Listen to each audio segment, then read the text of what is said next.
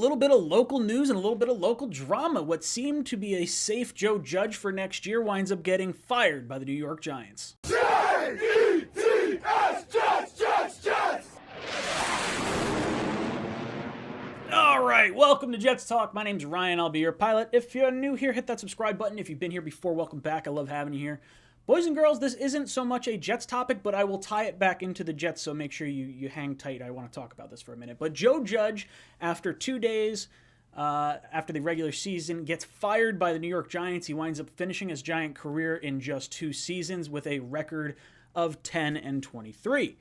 So really, really interesting to see what happens with the Giants. I know in local media here in New York, they were getting ripped apart for holding on to this guy. Like, the last half of the season was just embarrassing press conference after embarrassing press conference. Guys are fighting, for the team or whatever, or he's seeing growth. Like, a lot of odd sound bites from Joe Judge. I actually liked him when the Giants made this hire initially. I'm big on the whole special teams coordinator becoming a head coach, because then you have knowledge on the offensive side, the defensive side, and special teams wise.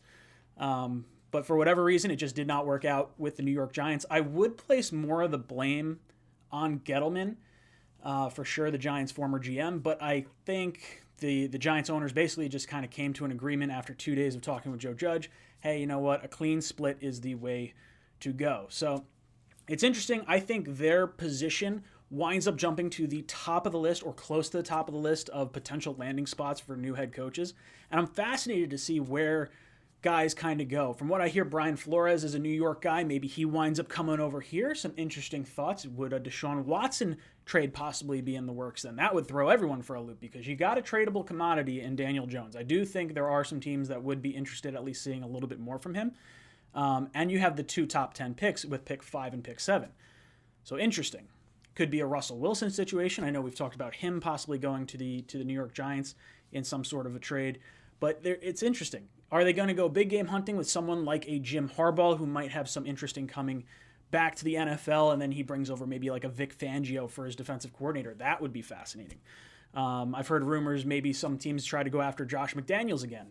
Another interesting scenario there. I think if I were the Giants, I definitely would have Brian Flores on the phone. The Giants this guy looks like he has his entire team fighting for him the entire time, and it seems like the frustration and the fracture that happened in Miami was more so over starting quarterback. Flores didn't want Tua, he wanted Herbert, and it just kind of fractured everything.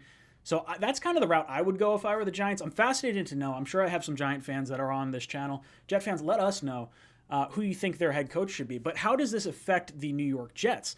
Because I said I'd bring it back around, right? Well, one, we're in the same city, so we're going to have to deal with that drama llama anyway.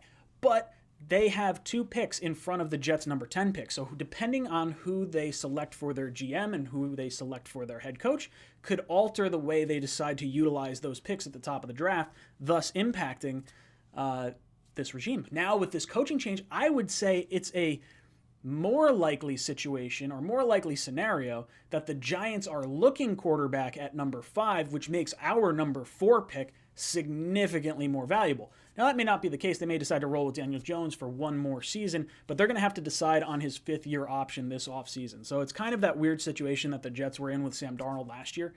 It's fascinating. I'm really interested to see where this one heads and finishes up. Guys, let me know your thoughts in the comments down below. And as always, go Jets.